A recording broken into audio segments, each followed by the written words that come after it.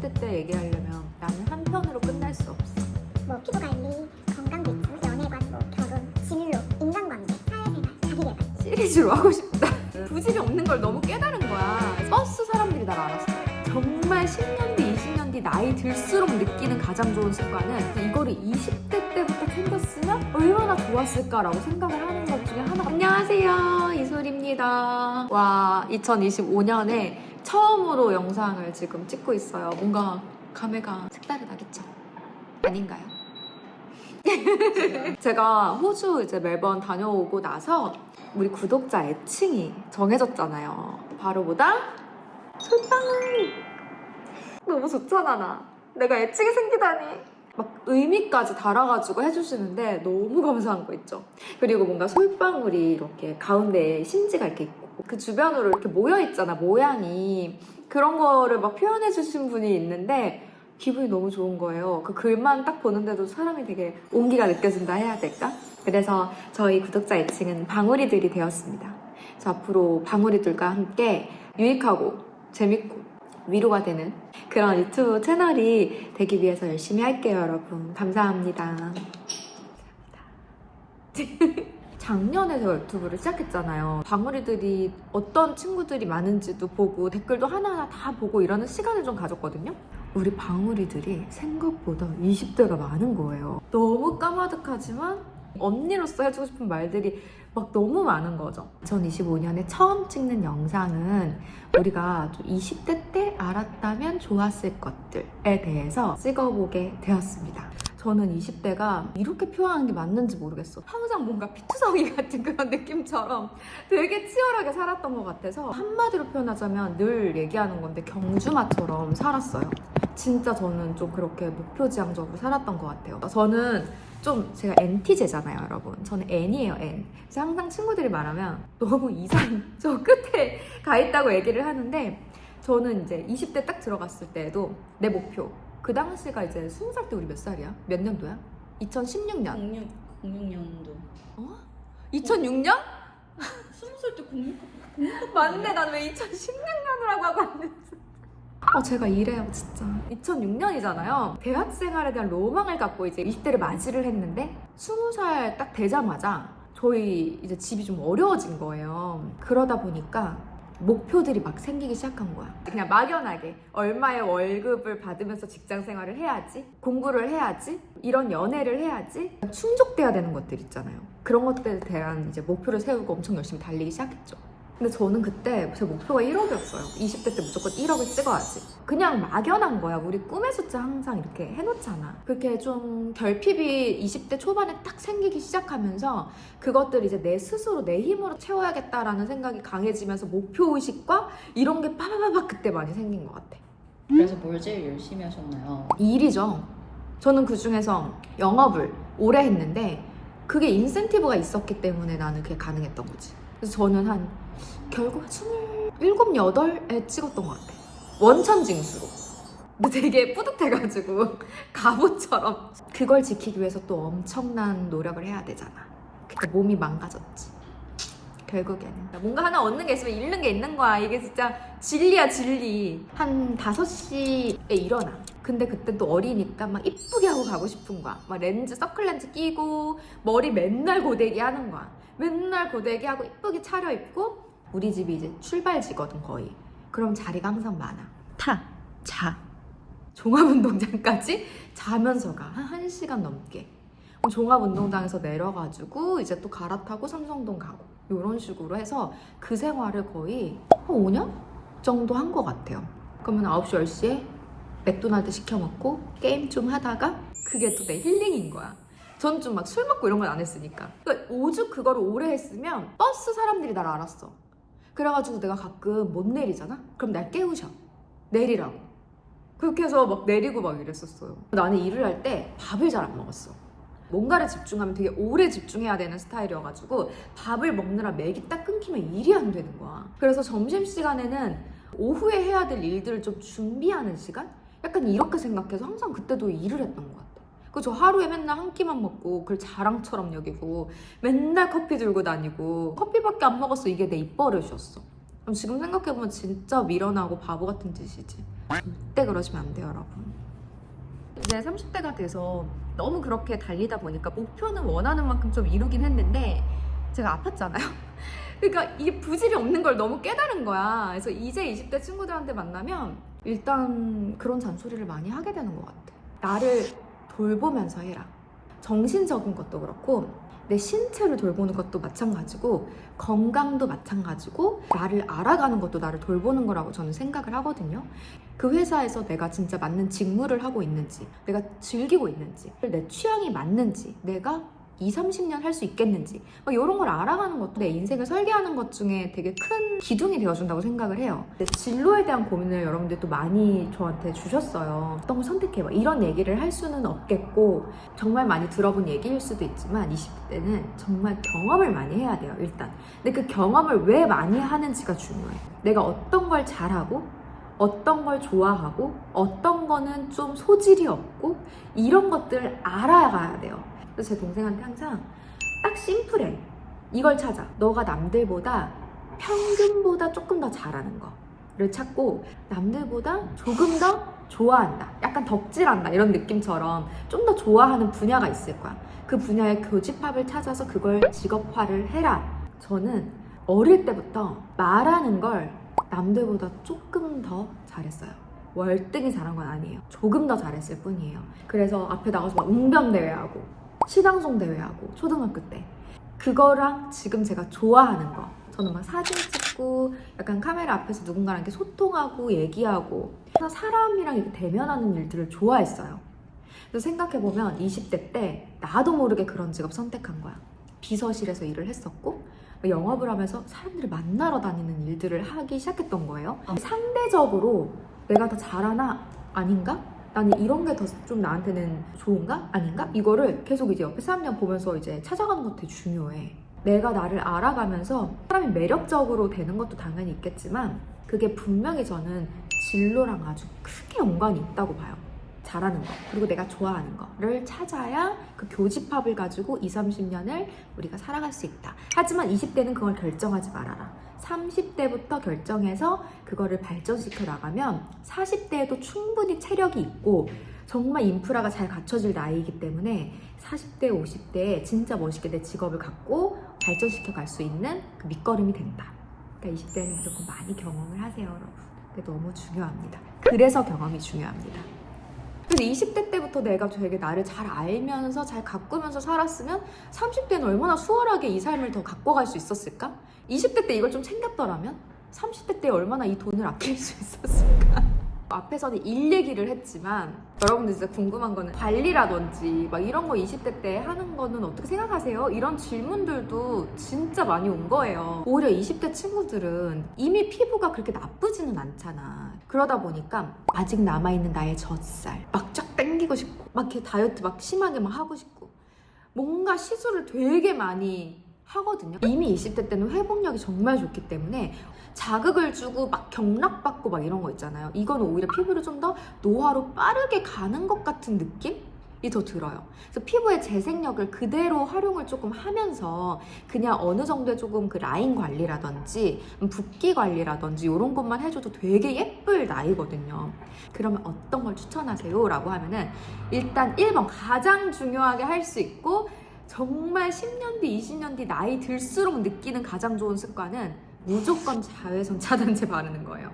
100번 말해도 부족해. 왜냐면 이걸 제가 왜 느끼냐면 제 옛날 제일 친한 친구가 엄마가 코리아나 화장품에 되게 오래 계셨던 분이셔가지고 제가 그 친구네 집에 놀러 가면 맨날 엄마가 아리야 나가려면 선크림 바르고 나가 이렇게 가 맨날 선크림 바르라고 해. 그래서 맨날 짜증을 냈는데 글쎄 여러분 지금 보잖아요. 그 친구가 저한테 내가 세상에 살면서 제일 잘한 거는 그때부터 선크림 바른 거라고 얘기하잖아요.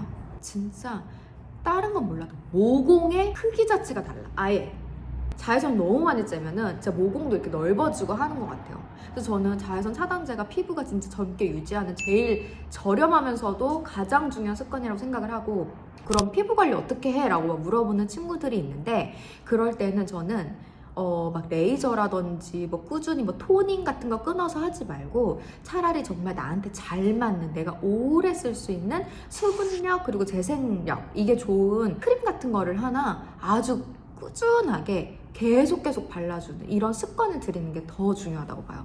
피부 어차피 레이저 같은 거 하면 상당히 건조해져서 수분크림 계속 발라줘야 되거든. 그래서 자외선 차단제, 수분크림은 절대 잊지 말기. 그리고 마지막으로 하나 또 추천을 하고 싶은 게 저는 이 목, 손에도 이 로션이랑 이런 거 발라주는 걸 20대부터 꾸준하게 챙겨줬으면 좋겠어요. 제가 손에 핸드크림 바르는 거 끈적거려서 되게 싫어해서 안 발랐었는데 늘 얘기하지만 제가 손이 좀 늙어가지고 이렇게 딱 보면은 이 나이가 좀 티가 잘 나는 것 같아요. 나중에는 이 손의 노화까지 엄청 신경 쓰게 되거든요. 그래서 이 손주름도 여러분 케어해 놓으면 나중에 돈 벌었다고 생각할 거예요. 생각난 김에 발라야겠다. 제가 유일하게 여러 개씩 갖고 다니는 화장품이 있는데 립이랑 핸드크림. 이거는 이제 향 때문에 아쿠아 디 파르마인데 기분 전환할 때 향 너무 좋아. 향 때문에 발라요. 근데 얘는 사실 보습력이 그렇게 좋은 느낌은 저는 모르겠고 린시아 테라피 핸드크림인데 아마 이거를 만드신 분은 제 생각에는 끈적임을 세상에서 제일 싫어하는 분이 아닐까 싶을 정도로 핸드크림인데 하나도 안 끈적이면서 보드랍고 산뜻하게 마무리가 되는 이런 밀키한 핸드크림이거든요. 근데 약간 향은 그렇게 좋진 않아. 그래서 향이랑 보습력이랑 끈적임 없는 거 두루두루 또 괜찮은 거 있으면 여러분들 추천 좀 해주세요. 알려주시면 제가 사가지고 열심히 쓰도록 하겠습니다. 시술로 따진다 라고 하면 저는 보톡스. 강추를 하기에는 좀 그렇지만 나의 얼굴을 딱 봤을 때 불필요한 주름을 계속 유발하는 습관이 있다 라고 하면 거기에 관련된 보톡스는 꾸준히 맞아주면 그 부분의 잔주름 같은 거는 늦출 수가 있다. 당연히 턱은 맞아주고 있고요. 이 측도도 좀 같이 맞아주고 있어. 그 다음에 인상 쓰는 여기 미간주름, 이마, 측도 요렇게는 맞아주고 있어요. 그리고 또 뷰티 쪽 하면은 사실 이너뷰티를 빼놓을 수 없단 말이에요. 그래서 이너뷰티라든지 영양제 뭐 먹어요? 라고 댓글을 남겨준 친구들도 진짜 많은데 30대에는 먹어야 되는 영양제가 진짜 많은데 20대 때다 라고 생각을 하면은 저는 오히려 콜라겐보다는 비오틴을 추천할 것 같아요. 제가 한 지금 몇 년째 먹고 있죠, 비오틴을? 거의 한 4년, 5년? 엄청 꾸준히 먹고 있는데 제가 얼마 전에 사진 촬영한다고 사진작가 오빠를 만났어요. 프로필을 바꾸려고. 근데 나한테 무슨 얘기했는 줄 알아? 너 머리숱 많아졌다. 왜냐면 제 옛날 동상이몽 영상 찾을 수 있으면 한번 여기다가 띄워주면 안 돼? 제 진짜 여기 가르마가 제 지금도 머리는 얇지만 가르마 진짜 심했거든. 근데 이게 되게 많이 괜찮아졌어요. 그래서 이거를 20대 때부터 챙겼으면 얼마나 좋았을까라고 생각을 하는 것 중에 하나가 비오틴이에요. 비오틴은 이 피부 단백질의 합성을 도와주기 때문에 콜라겐 같은 거 우리가 먹어주는 거 합성도 당연히 도와주고 그리고 이 모발 있죠. 모발도 조금 더 탄탄하고 도톰하게 만들어주는 역할을 한다는 걸 제가 먹고 진짜 찐 증인. 20대부터 먹어주면 좀 더 세련돼 보이고 좀 우아해 보일 수 있는 것 같아요. 나중에는 머리숱과 이 머리의 힘이 되게 중요해지거든요. 생각해보면 그 수지님 있잖아. 머리숱도 진짜 많고 되게 탄탄한 이런 느낌에서 오는 그 아우라가 있잖아. 진짜 이걸 꾸준히 먹는 게 중요해요. 내가 맨날 하는 얘기가 있는데 꾸준히 안 하면 아무것도 의미가 없어. 그냥 한 번 딱 해가지고 바뀔 거면은 마법이지. 달라요, 여러분. 그리고 이게 먹고 안 먹고가 또 다르다? 이너뷰티로는 비오틴을 정말 강추를 하고 그 외에 또 하나의 영양제를 챙긴다 라고 한다면 저는 유산균을 진짜 강추하겠습니다. 유산균은 꼭꼭 드셨으면 좋겠어요. 제가 30대가 되니까 저도 소화가 가끔 안 될 때가 있어요. 그렇다고 맨날 식이섬유를 막 풍부하게 먹을 수 있는 건 아니잖아요. 근데 유산균에 보면은 차전자피가 들어가 있는 유산균이 있거든요. 그게 이렇게 안에서 변을 불려주는 역할을 해줘. 장에 있는 그런 묵은 것들도 같이 내보내주는, 그러면서 유산균도 같이 들어있는 막 이런 제품들이 있어요, 여러분. 그래서 20대 때에도 조금 더부룩하고 항상 좀 소화가 잘 안 되고 막 변비가 있고 이러면 또 피부 트러블도 올라오거든요. 장 관리하고 싶으신 친구들 있으면 차전자피랑 같이 들어있는 유산균도 한번 챙겨서 드셔보세요. 매우 좋은 대안이 될 수 있습니다. 여기서 유산균, 비타민, 비오틴 정도만 얘기한 건 되게 조금 얘기한 거야. 봐봐, 뭐 베타글루칸, L시스타인, 큐테, 루테인, 칼마디, 레몬즙, 효소 먹어줘야 되지. 여러분 너무 많잖아요. 비오틴, 유산균, 비타민, B. 끝.